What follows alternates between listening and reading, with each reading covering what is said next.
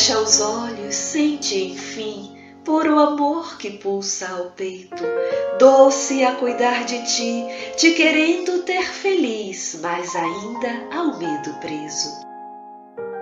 Abre os olhos, larga o medo, deixa esse amor te levar ao teu mundo verdadeiro, tão suave, tão pequeno, os teus sonhos estão lá. Vê teus sonhos na harmonia que sustenta o universo e confia que és da vida a mais preciosa filha em aprendizado eterno.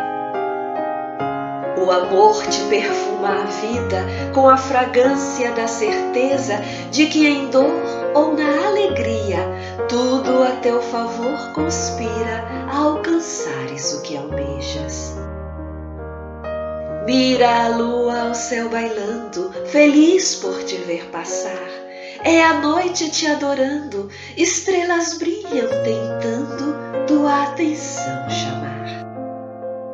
Sente a luz do alvorecer recebendo a noite fria, novo sol a te aquecer, esperança a reviver no raiar de um novo dia.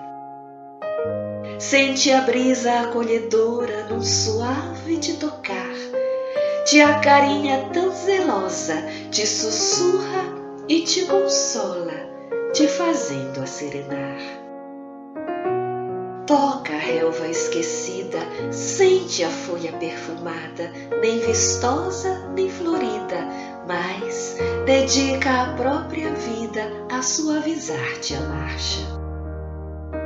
Mira os rostos que te ferem nessa terra de ilusão, com o olhar de amor perene. Vê, perdoa e segue em frente, novos mundos se abrirão. E perceberás que a vida é de tal simplicidade que o mal não se justifica, nem a dor que mais resista ao que ama de verdade. O livro Brasil, o Coração do Mundo, a Pátria do Evangelho, ele fala da história do Brasil. O livro A Caminho da Luz fala da história da Terra, mas nós não temos uma obra que fale da história do universo, porque a gente só tem da história da Terra, que é um planeta, e o que está ligado a essa obra, a esse planeta em si. Mas a própria origem do universo, ela é fruto de uma série de discussões no mundo científico. E antes da gente falar especificamente sobre o surgimento da Terra, que é o primeiro ponto de partida do nosso debate de hoje, eu queria falar um pouco sobre o universo em si. O que a gente tem de informação sobre isso? A teoria mais aceita nos meios científicos hoje é a chamada teoria do Big Bang. O que é essa teoria do Big Bang? A teoria do Big Bang diz o seguinte: o universo estava todo ele concentrado numa grande bola, numa grande concentração de matéria, de uma densidade absurda. E, de repente, essa matéria extremamente densa, ela explodiu. Ela explode, e na medida que ela explode, a matéria que estava concentrada se espalha em todas as direções do universo. E na medida em que ela vai se espalhando, ela vai perdendo velocidade. Então, no começo, a velocidade é muito grande, a explosão. Pá! E aí, ela vai se espalhando, se espalhando, se espalhando, se espalhando, e na medida que ela se espalha, ela vai dando origem às galáxias que estão cheias de estrelas, em torno das quais circulam os planetas. Segundo a teoria chamada Big Bang, esse fenômeno teria acontecido há 15 bilhões de anos atrás. Há 15 bilhões de anos, o universo, então, teria explodido e tudo que nós conhecemos teria se formado. Essa é a versão dominante científica. Mas o que a doutrina espírita tem a trabalhar sobre essa discussão?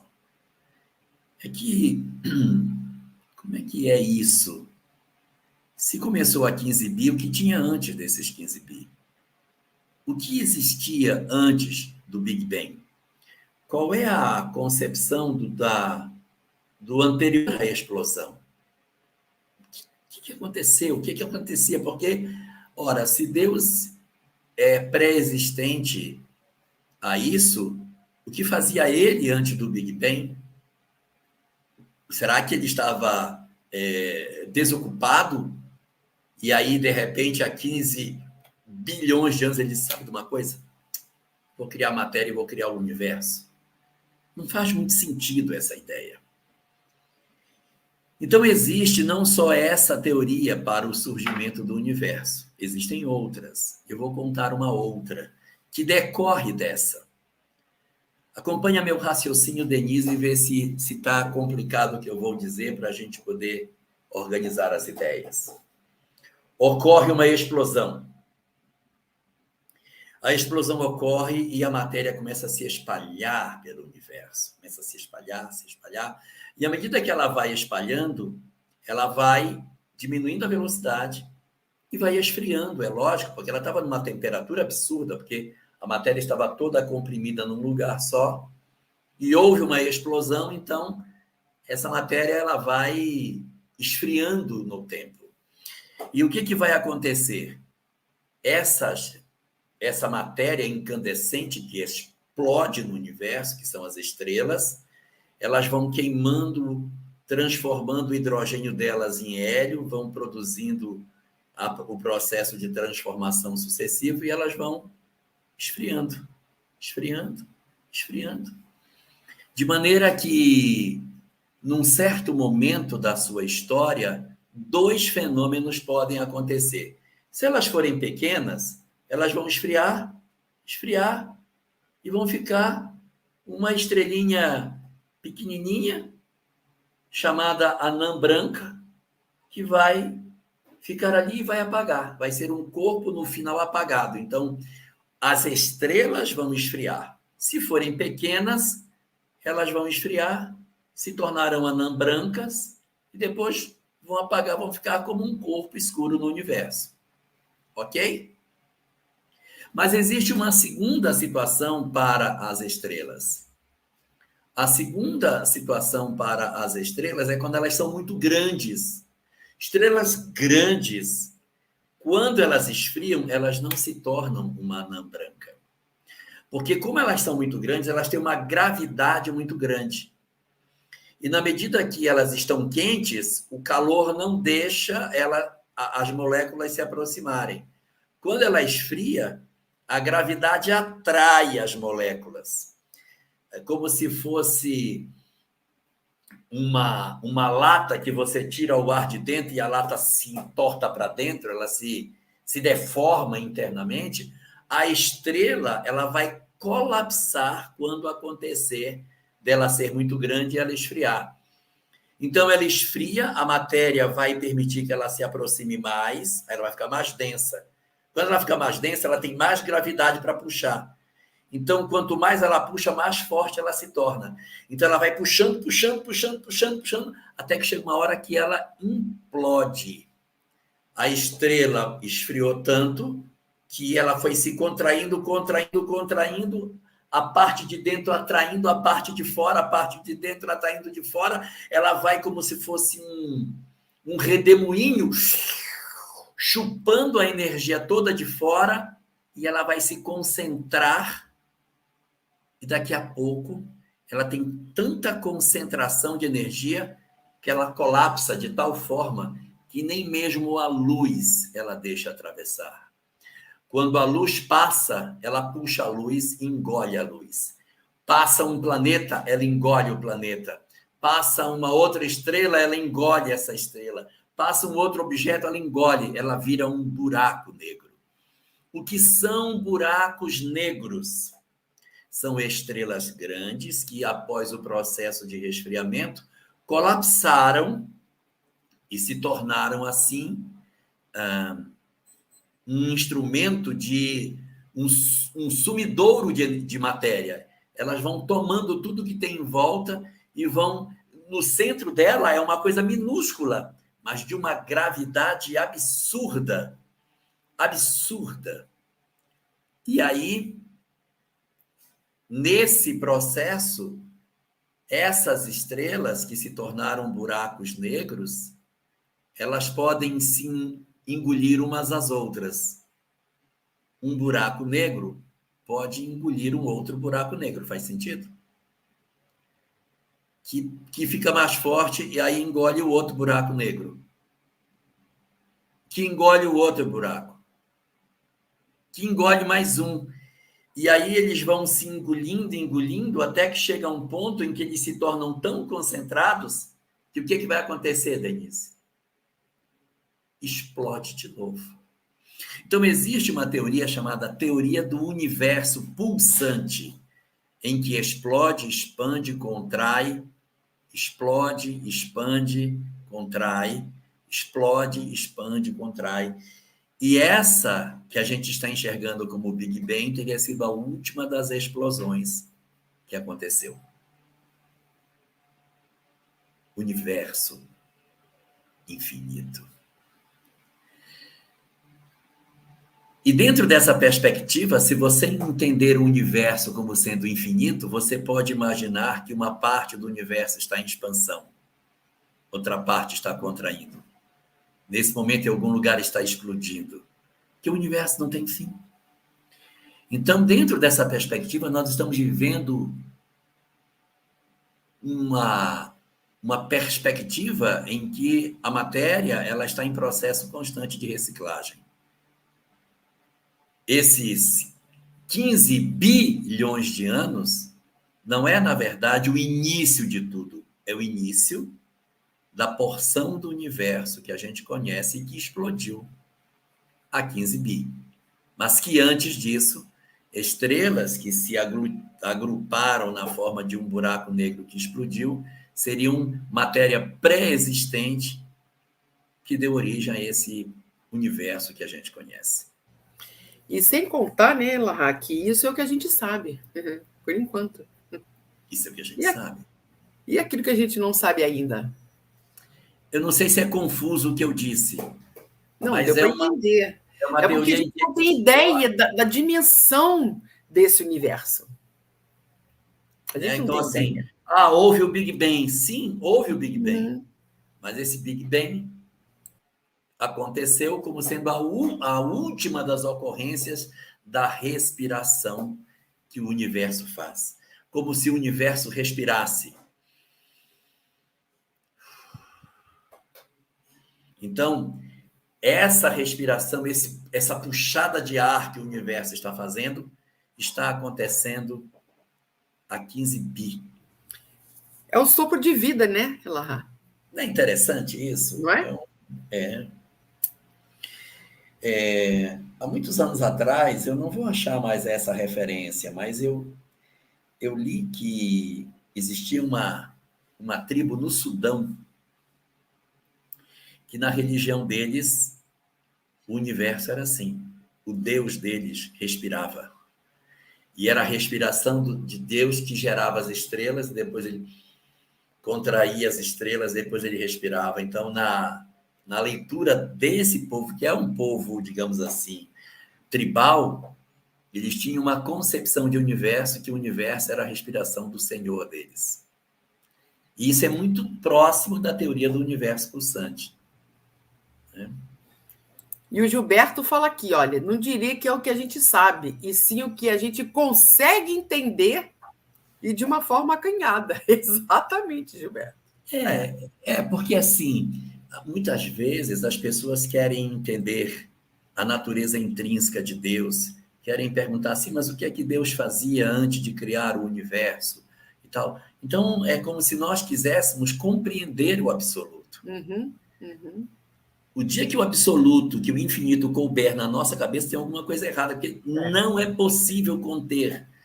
Não é possível entender o que está além da nossa compreensão. Então, a gente tem que aceitar que nós não conseguimos ainda entender como é que tudo aconteceu. mas eu olho para o céu e eu vejo as pegadas que esse Senhor deixou. É impossível você contemplar uma noite estrelada no meio da mata, sem nenhuma cidade próxima, em que a gente perceba a dimensão das estrelas no céu e a gente não diga, tem alguma coisa que criou isso tudo. Você olha e diz, meu Deus, o que é isso? Então eu fico imaginando os gregos antigos olhando para o céu estrelado e tendo as reflexões que eles tinham. Nós temos uma região do planeta chamado Deserto de Atacama. É o local mais seco da Terra. Praticamente não chove nesse lugar. Então, como não chove, não tem gotículas de água na atmosfera. Então, quando você olha para cima, você vê um céu límpido, porque não tem nada no meio para te impedir de ver. Não vai ter nuvens, não tem ar, gotas em suspensão, não tem nada. Então, os grandes telescópios do planeta, eles são instalados no deserto de Atacama, porque tem a melhor visibilidade do universo que se pode ter. Então, muitas pessoas fazem viagens para o deserto para contemplar as estrelas naquele lugar. Eu nunca fui, mas dizem que é uma emoção indescritível, porque nós não temos noção de determinados fenômenos que eram tão comuns para os gregos, né? Por que a nossa galáxia se chama Via Láctea? Por que ela tem esse nome? Porque a gente não enxerga, mas nas noites estreladas, longe dos lugares com povoação, e, digamos assim, no deserto de Atacama, com muito mais nitidez, você enxerga a Via Láctea. O que é isso? Nós estamos numa posição em que a gente olha e vê a galáxia para lá, porque o Sol fica numa ponta da galáxia. É como se a galáxia fosse isto e nós vivemos nessa ponta, na borda da galáxia. Quando eu olho para o céu, eu vejo toda essa extensão de estrelas juntas e aí forma uma miríade de pontinhos luminosos que dão a sensação de que existe um caminho de leite, por isso que é Via Láctea, caminho de leite, porque o céu fica com um rastro luminoso de uma multidão de estrelas incontáveis que a gente olha para o céu e não consegue divisar onde termina uma, onde começa a outra, porque a gente pensa até que é nuvem, mas não são nuvens. É um rastro de estrelas que toma boa parte do céu. E você fica olhando aquilo e diz, meu Deus, o que é isso? A nossa galáxia, no dizer dos cientistas, ela tem 200 bilhões de sóis. Então, só na nossa galáxia existe 200 bilhões de sóis igual ao nosso. Você já imaginou que só na nossa galáxia, só nesse pedaço do universo que a gente vive, existe 200 bilhões de estrelas semelhantes ao Sol, umas maiores, outras menores, e essas estrelas com a possibilidade de ter em torno dela planetas também, maiores, menores do que a Terra. Então, e eu estou falando de uma galáxia só. Eu estou falando apenas da Via Láctea, do nosso lar, do nosso espaço em que a gente está. Nós vivemos aqui, boa parte das constelações que a gente conhece pertencem à Via Láctea, tem coisas que são de outras galáxias, mas uma boa parte daquelas que a gente vê no céu são pertencentes à galáxia da qual nós moramos. E aí você começa a pensar que se são 200 bilhões de estrelas, e em torno dessas estrelas podem ter planetas, quantas possibilidades de vida existem dentro da nossa Via Láctea? Porque nós vamos encontrar aí situações as mais diversas possíveis, para que a gente consiga compreender todas essas coisas, né? E isso que eu estou falando é só de uma galáxia. Só uma. Mas não tem só uma galáxia no universo. A gente às vezes pensa que tem 3 ou 4, sei lá, umas 8 galáxias no universo, mas não é verdade. Existem 300 bilhões de galáxias. 300 bilhões de galáxias conhecidas. A nossa tem 200 bilhões de sóis. E são 300 bilhões de outras galáxias com bilhões de estrelas. Não tem nem quantidade de zero para a gente entender, porque se você disser, não, é um número seguido de 22 zeros, ninguém faz, ninguém consegue entender o que é isso, não dá para entender o que seja. Eu tentei várias conversões, tentei converter gota para caixa d'água, ficou tão grande que não deu para... Não, ficou tanta d'água que não deu certo. Aí eu tentei colocar em piscinas olímpicas, também não deu certo. E tudo que eu tentei, tudo deu pouquinho. Tudo que eu tento é pouco para tentar explicar o que é que a gente tem de estrelas no universo conhecido. Porque isso é o que a gente conhece. Fora aquilo que a gente não conhece. Então, Deus seria o criador de tudo isso, dessas 300 bilhões de galáxias, entre elas a Via Láctea, que tem 200 bilhões de sóis. Consegui subir, ó. Então, você olha para o céu e enxerga isso aí no deserto de Atacama. Você tem a sensação de que são nuvens, né? Mas não é. É porque da posição onde está, você enxerga a Via Láctea. Aí você diz, ué, por que eu não vejo isso? Porque a luz da cidade impede que você veja. Mas todas as noites, isso aparece no céu, quando não tem nuvem.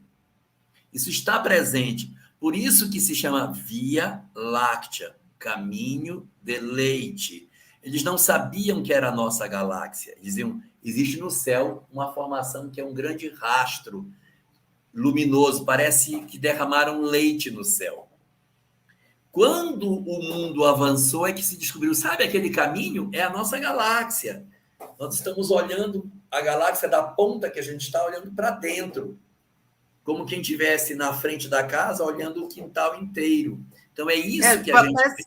Parece que a gente está na beiradinha dela, né? Nós estamos na beirada dela. Na borda. Isso. Você, de repente, pode até encontrar uma imagem que você vai ver a galáxia e o Sol colocado na bordinha, bem no cantinho dela, assim, lá longe do centro. Nós estamos longe do centro da nossa galáxia. Nós temos uma posição bem distante. E a gente gira. Essa galáxia, ela também tem seu movimento. O Sol gira. Todas as estrelas giram dentro da galáxia. E o Sol faz um movimento. Junto com, como se fosse um balé, as estrelas ficam girando dentro dessa dinâmica, né?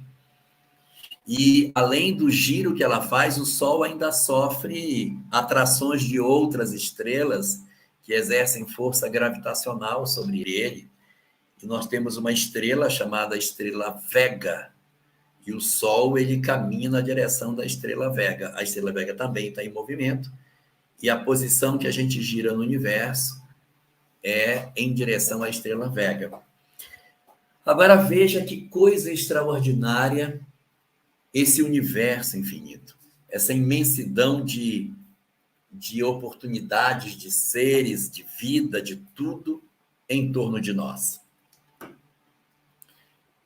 Quem toma conta de tudo? Deus. E depois? tantas galáxias, tantos lugares. Como é que Deus toma conta de tudo isso? É porque nós temos uma condição de perceber que existe de espíritos que constrói, na verdade, junto com Deus, a organização desse universo. Aí você vai perceber que a nossa galáxia está aqui, tem outra ali, e o universo ele está marcado por uma coisa que são chamadas de quadrantes do universo. O quadrante do universo é um recorte dele, é uma parte. Então, você, pegando o universo, eles dividiram em 4 partes, né? Primeiro, segundo, terceiro e o quarto quadrante do universo. Aí, as galáxias, elas estão divididas dessa forma para que a gente consiga enxergar em que quadrante que as coisas estão, em que lugar mais específico a gente se encontra. E para reger esse universo, Deus conta com os espíritos. Aí você diz, nossa, mas é muita galáxia, né? É muita estrela, e, consequentemente, muito planeta. Como é que tem gente para tocar isso tudo? Leon Denis, discutindo essa questão, ele diz uma coisa muito interessante. Ele diz que os espíritos imperfeitos são a exceção no universo. Porque se Deus cria desde sempre e os espíritos sempre evoluem, a razão está a dizer que o número de espíritos superiores é maior do que o de números de espíritos atrasados. Porque todo mundo que foi criado já evoluiu, só está atrás os recentes, os novos. Como Deus cria desde sempre, evidentemente, tem muito mais gente evoluída do que gente para trás na organização do universo. Então, o que não falta no universo são espíritos extremamente evoluídos e que secundam Deus no trabalho de organização do universo em que nós vivemos. Isso é confuso, Denise? Não, é reconfortante a gente saber disso. Como nos conforta, né? Nos dá a certeza de que nós não estamos sozinhos nunca, né, Lahá? Muito pelo contrário. Olha a proteção que a gente tem. Olha a imensidão. Imagina, cada galáxia dessa tem uma equipe que toma conta dela. Cada quadrante da galáxia tem uma outra equipe que toma conta do quadrante. E dentro desse quadrante existem as constelações. Então, existem espíritos que tomam conta de determinadas porções do quadrante, das constelações, dos arranjos de estrelas. Existem outros que tomam conta de um sistema solar. Só uma estrelinha com aquele conjunto. É uma coisa pequena demais, porque eu tenho bilhões de galáxias. Tenho, meu Deus, 300 bilhões de galáxias. Cada galáxia dessa com bilhões de estrelas. Então, eu tenho espíritos em cada estrelinha dessa. Eu tenho um cara ali que está cuidando daquele sistema solar. E esse sistema solar possui mundos girando em torno dessa estrelinha. E eu tenho espíritos que cuidam de mundos particularmente. E o Gilberto fala assim, e com o universo infinito como é, e nós ainda nos julgamos muito importantes. Que arrogância, não? Quando a gente se percebe na dimensão daquilo que o universo as nossas vaidades, nossa tolice de achar que a gente vale mais do que os outros se desfaz completamente. O pessoal conta que nem precisa tanto, diz assim que quando o cara vai na Lua, e da Lua ele vê a Terra, que ele vê que a Terra é uma bolinha, que tudo aquilo que as pessoas... é uma bolinha que está no céu rodando. cara volta completamente mexido. Diz, gente, a gente briga tanto, é uma bolinha. Eu vou só trazer uma fala de Jesus no último sermão dele, reunido com os seus discípulos. Ele disse: se me amardes e cumprirdes com os meus mandamentos, podereis fazer as obras que eu faço, e até maiores do que essas. Se é possível fazer obras maiores do que as obras que ele fez, é porque ele não é o topo da cadeia. Jesus não é o topo da cadeia. Eu não estou aqui diminuindo Jesus, por favor. Eu estou mostrando o quanto Deus é grandioso, o quanto é gigantesca a figura do Criador. Então, eu tenho espíritos responsáveis por galáxias, responsáveis por quadrantes, responsáveis por estrelas, por sistemas solares, responsáveis por mundos. Para que você consiga alcançar a condição de ser responsável por um planeta para gerir uma comunidade planetária, não pode ser um espírito marcado pelas imperfeições que a criatura humana possui. Os espíritos que têm a responsabilidade de comandar uma humanidade planetária, aos olhos da mente humana que habita a Terra, eles são como se fossem perfeitos. O espírito que toma conta de um planeta, para um habitante da Terra, ele é perfeito. O que toma conta do sistema solar também é visto por ele, é superior a ele e é visto como perfeito. O que toma conta de uma galáxia é visto como perfeito. E o que toma conta de uma fração do universo também é visto como perfeito. Todos estão numa condição em que são todos vistos como se fossem espíritos perfeitos. Aí a gente pergunta, mas não tem diferença para nós? Não, nós não conseguimos enxergar a diferença. É como você colocar uma criança para aprender a ler e dizer, ó, essa aqui é a professora que vai ensinar você, ela tem magistério. Essa outra aqui vai dar aula também, ensinar você a ler, e ela tem curso de pedagogia. A outra tem mestrado em pedagogia, a outra tem doutorado, tem pós-doutorado, mas ela vai ensinar a ler. Para a criança, ela não consegue enxergar que a professora de magistério ainda tem alguma coisa para aprender. Para ela, a professora chegou no topo do conhecimento, porque a criança não enxerga a diferença entre ela, não enxerga a diferença entre a professora dela e as outras professoras que tem. Assim também, no nosso grau de evolução, nós não conseguimos enxergar dimensões maiores. Porém, no grau de evolução que estamos, todos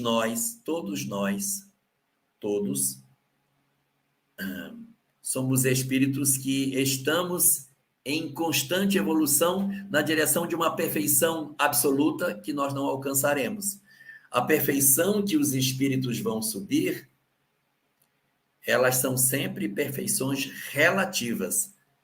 Perfeição absoluta, só o Criador. Então, todos estão caminhando numa longa trajetória evolutiva a caminho da perfeição. É claro até aí, eu te digo? Pois é. Então, existem comunidades formadas só de espíritos considerados puros que coordenam essas regiões. Esses espíritos considerados puros não alcançaram essa condição de maneira gratuita. Eles caminharam na senda evolutiva, exercitando as virtudes e os conhecimentos espirituais para que eles alcançassem a condição que eles se encontram hoje. Então, eles não foram criados de maneira especial pelo Criador. Eles passaram pelo longo processo de desenvolvimento, de aprimoramento das nossas condições de conhecimento intelectual e moral, a ponto de estarem num determinado patamar evolutivo que eles são considerados como se fossem puros. Quero dizer a todos que essa pureza ela é sempre relativa. Jesus é considerado um espírito puro para nós, mas Jesus também possui o Cristo dele. Assim como nós temos Jesus como nosso modelo e guia, ele também tem um outro que ele persegue. Assim como a gente diz assim, olha, Jesus ensinou isso, tem que seguir, ele também tem um Cristo que é dele e que orienta aquilo que ele tem que fazer. E aí, se você pensar como é essa questão da perfeição relativa, uma boa imagem disso, Denise, são os trilhos de um trem. Imagine que uma pessoa vai para o trilho do trem, se coloca em pé e vê a ferrovia seguindo reto, reto, reto. A sensação que a pessoa tem é que os trilhos vão, e bem ali na frente eles se juntam. Aí você olha e diz, dali para frente está tudo junto o trilho. Eu não consigo mais ver diferença entre o que juntou ali e o que juntou lá na frente, porque para mim está tudo junto. Mas se eu fosse caminhando na direção do ponto que eu achei que estava junto, na medida que eu vou me aproximando, eles vão se afastando. Eu vou percebendo que não há perfeição. Vai abrindo. Então, assim é a evolução. Da onde eu estou, eu olho e digo, Jesus é puro, porque eu não consigo enxergar a imperfeição nele. Mas um espírito que estivesse próximo do grau de evolução dele diria, não, ele é muito bom, mas puro ele não é, porque a pureza que eu conheço é aquela do nosso Cristo que está lá na frente. Então, de Cristos em Cristos em Cristos que não tem fim, nós caminharemos eternamente na direção da perfeição infinita. Esse conceito, ele é muito importante para que a gente compreenda a dimensão da vida e possa fazer uma reflexão que seja consistente nesse sentido. Vou falar aqui uma coisa, não está em nenhuma obra espírita. É só para a gente refletir se esse pensamento faz sentido ou não. Existem alguns estudiosos que levantam a hipótese de que o Pai que enviou Jesus não é Deus, é o Cristo dele. O Pai foi quem me enviou. Eu faço aquilo que o Pai determina. Então, ele não seria ainda o Criador, isso é uma hipótese, só para a gente entender que existe um caminhar infinito para frente. A dimensão disso, né? A dimensão do que possa, se isso for verdadeiro, o que significa tudo isso? Nós temos uma referência de que o Pai seja Deus e o Pai não, o Pai é o Cristo do Cristo. Mas é uma hipótese, só para a gente pensar. Resultado. Em cada lugar existe uma assembleia formada de seres que são chamados de crísticos. Essas assembleias de seres crísticos eles são sempre perfeitos relativamente. E existe uma assembleia de seres crísticos que é responsável pelo nosso sistema solar. Então, há um corpo de espíritos nessa condição que se reúnem para debater os destinos do sistema. Agora, imagina, eles só discutem o sistema, tá? Quantos sistemas solares a galáxia possui? 200 bilhões de estrelas, são 200 bilhões de sistemas. Então, existem 200 bilhões de assembleias iguais a essa só nesta galáxia. E existem 300 bilhões de outras.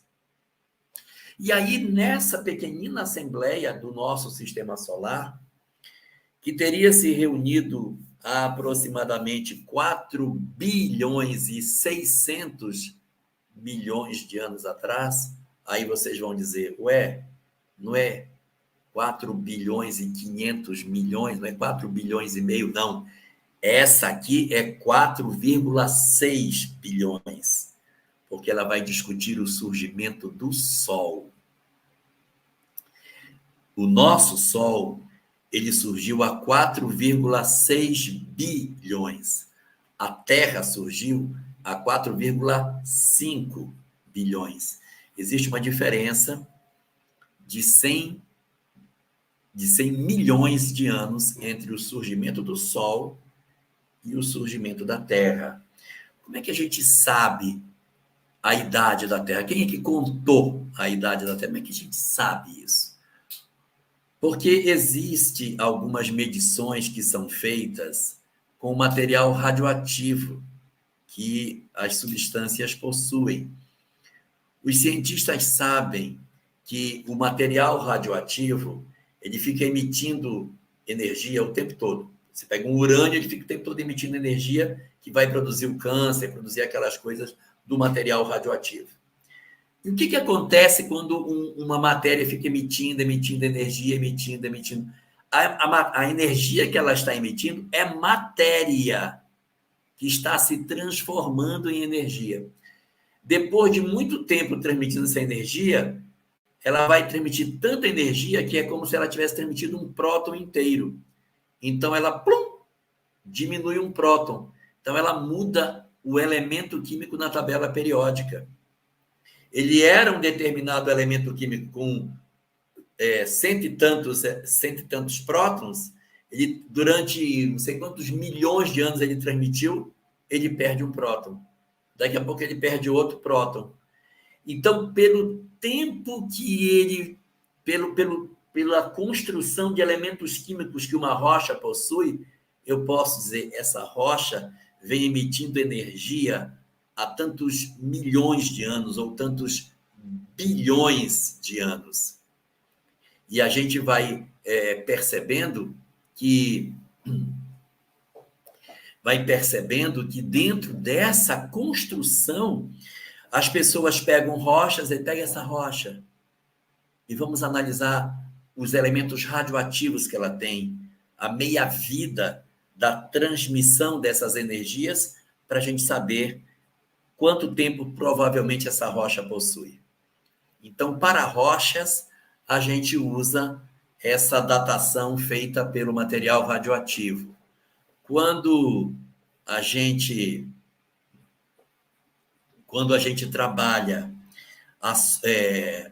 com questões orgânicas, seres orgânicos, que vai acontecer depois que a gente criar a Terra e passar pelo período pré-cambriano, aqui na nossa conversa, aí a gente vai ter seres orgânicos. Aí a gente não usa mais isso, a gente usa a datação de carbono. Uma parte do carbono que a gente respira é carbono radioativo, não é carbono 12, é carbono 14. E com o tempo, o carbono 14 ele vai se transformando em carbono 13 e depois carbono 12.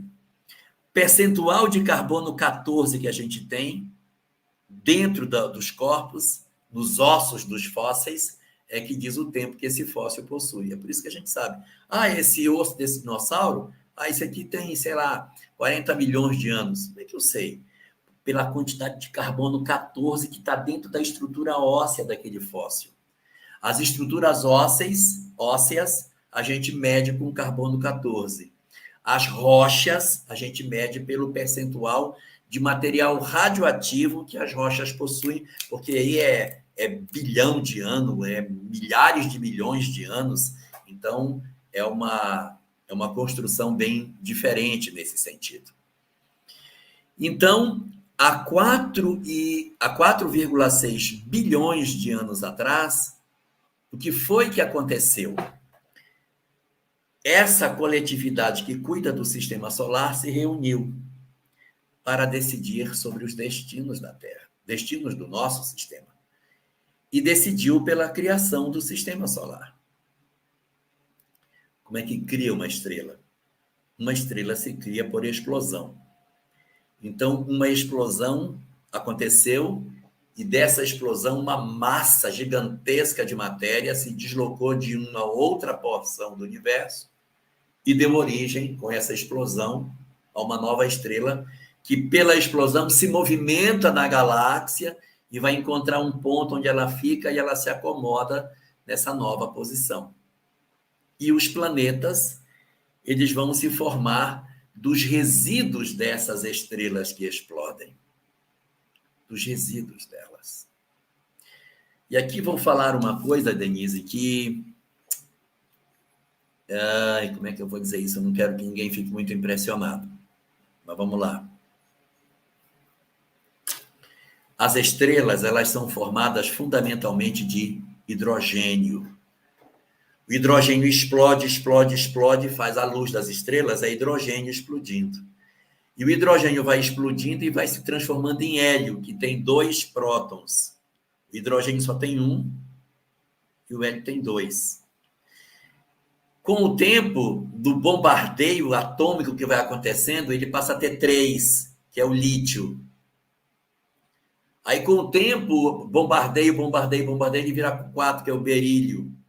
Então, ele vai devagarinho se transformando lentamente em hidrogênio nos diversos elementos da nossa tabela periódica. O nosso corpo é formado de uma série de minerais. A gente tem zinco, fósforo, cálcio. Nosso corpo é formado por uma série de elementos químicos. De onde vieram esses elementos químicos? De estrelas. Os nossos corpos são resíduos de estrelas.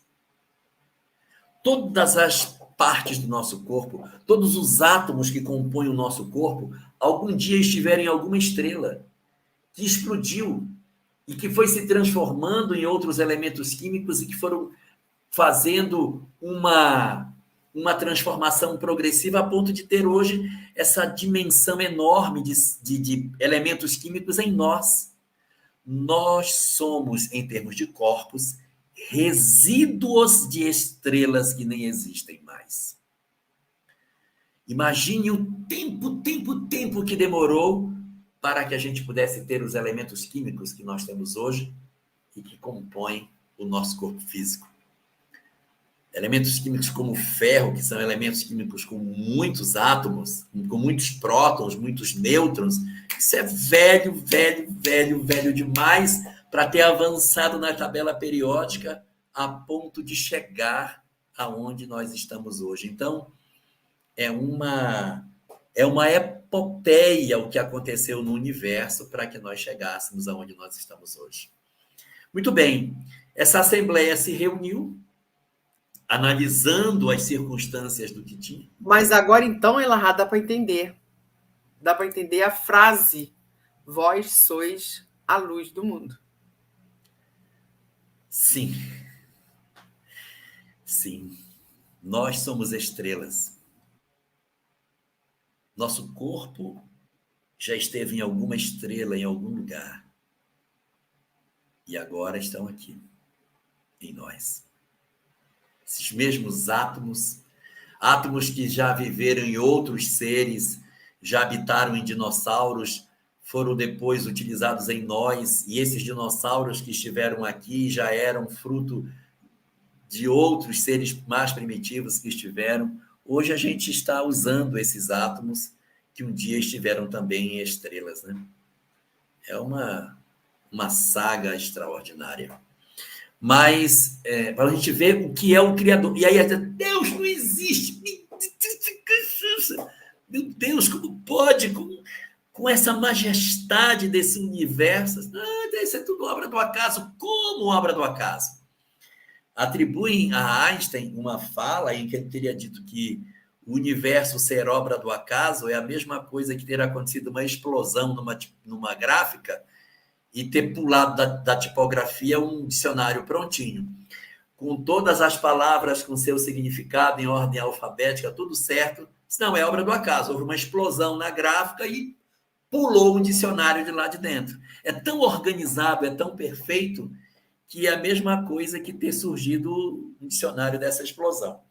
Então, essa equipe, ela se reúne e ela delibera que deverá ser criado um novo sistema solar.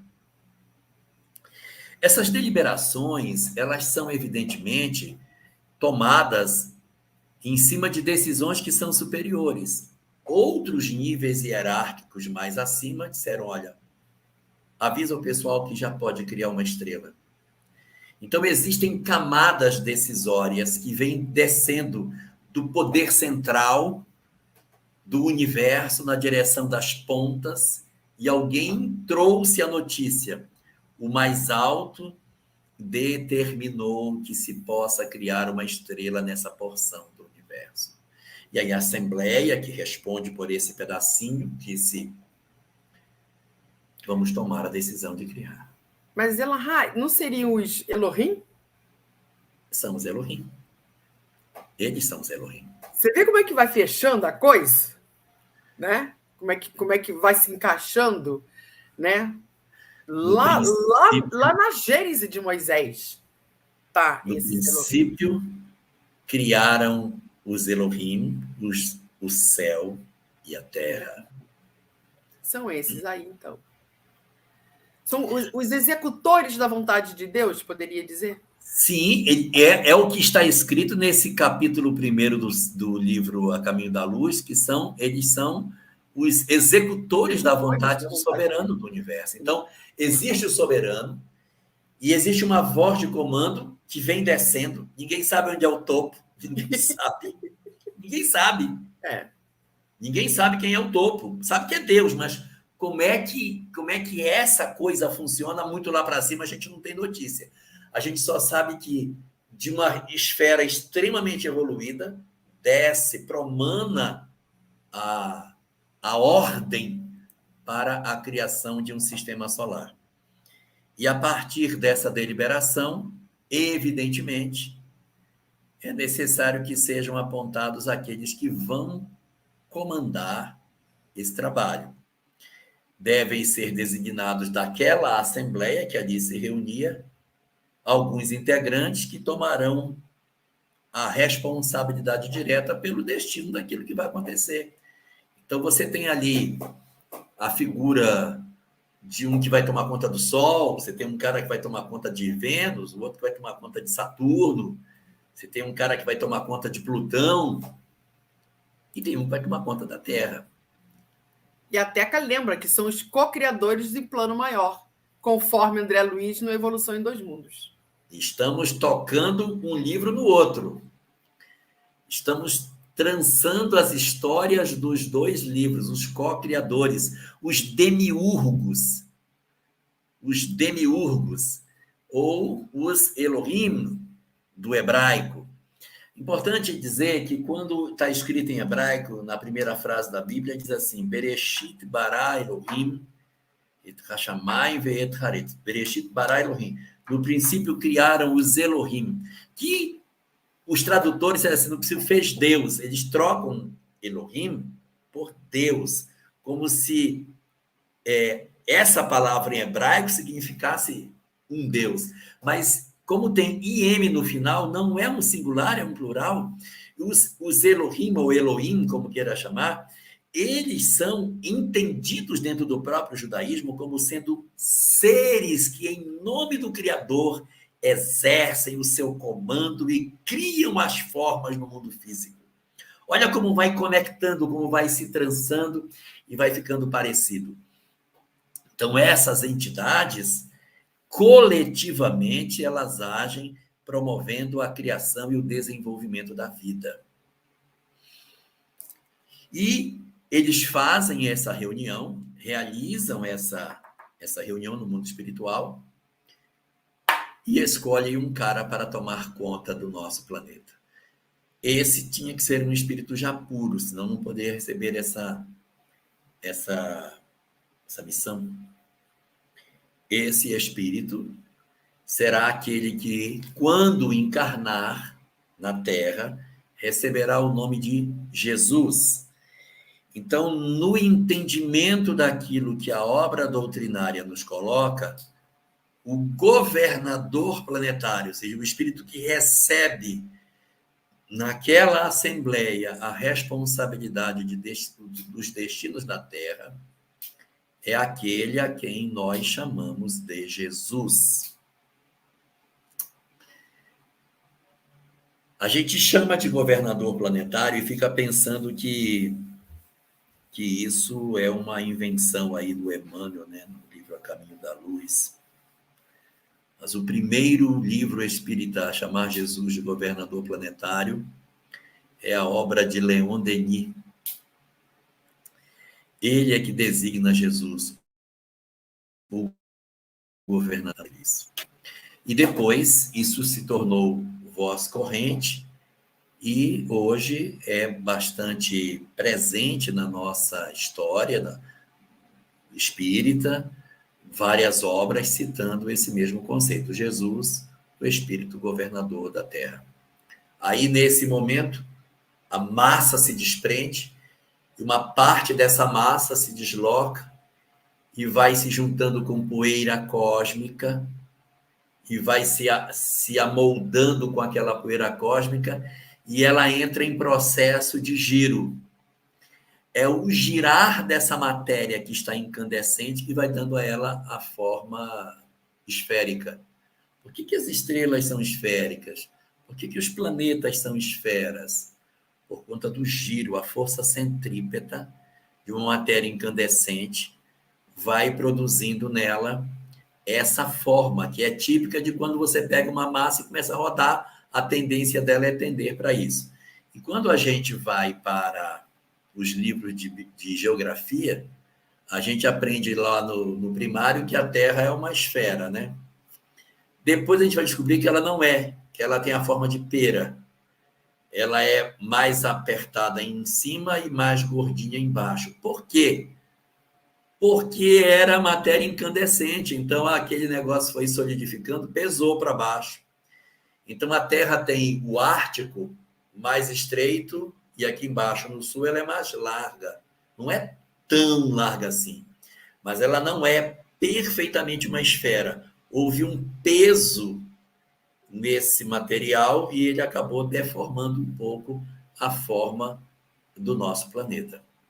E assim começa a grande saga que nós vamos ter a oportunidade de estudar nas nossas quinzenas sobre a história de como é que foi que tudo começou, como é que esse planeta surgiu, que na próxima quinzena nosso planeta vai estar criado, a gente vai começar a conversar sobre as primeiras movimentações da espiritualidade no sentido de trabalhar esse espaço para que aqui pudesse se tornar o espaço de aprendizado que a Terra se transformou.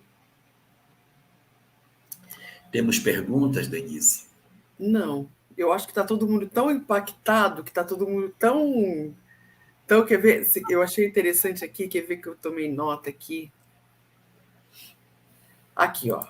A Poliane diz assim: quando começa a acostumar com o fato de já vivermos com seres de outros planetas, agora o Elahá vai ter que falar sobre esse assunto dos outros Cristos. Ou vou ter uma crise de ansiedade. Poliane, nós não sabemos nada deles. Não sabemos nada deles. Nós só sabemos que eles existem. Existem. Mas nós estamos ligados no nosso Cristo. E eu vou dar mais uma dica sobre isso. No livro Renúncia, fala que Alcione não estava mais no nosso planeta. Ela estava em outro orbe. Em Sírios. Em Sírios, lá na estrela de Sírios, na constelação de Cão Maior. Mas ela continua tendo vínculo com Jesus. Ela fala dele, ela não fala do Cristo dela.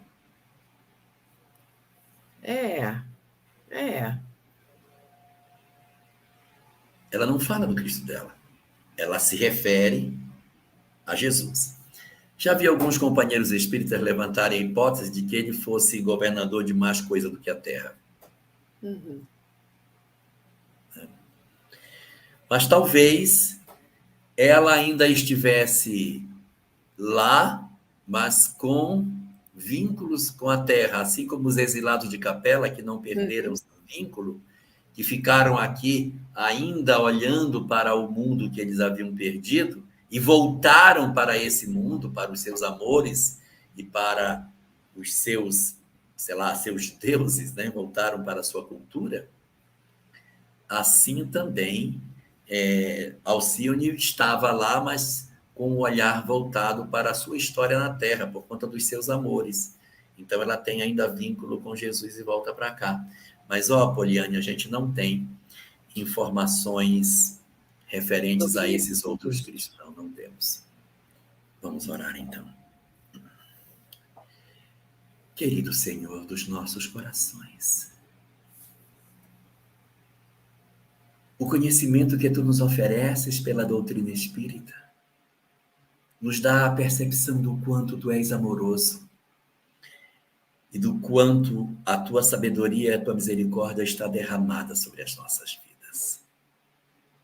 Haveres nos designado para recebermos as informações que o Espiritismo nos dá, de que a vida continua, de que a lei de causa e efeito é a regra de todo o universo, de que a reencarnação é a grande lei a qual estamos submetidos, foi bênção demais para as nossas vidas. Por isso nós queremos te agradecer, porque esse saber transformou as nossas vidas, nos deu novas dimensões para o nosso existir e descerrou diante dos nossos olhos horizontes totalmente novos. Agradecemos-te assim, ó Senhor, todas essas coisas e pedimos a Ti que nos abençoes para que o nosso estudo que se inicia agora possa trazer para nós mais informações que nos convençam da necessidade de mudar, de sermos verdadeiramente bons para alcançarmos as regiões das estrelas que nos aguardam há tantos séculos e milênios. Senhor, abençoa os nossos corações, que nos protege na grande saga de aprendermos a amar.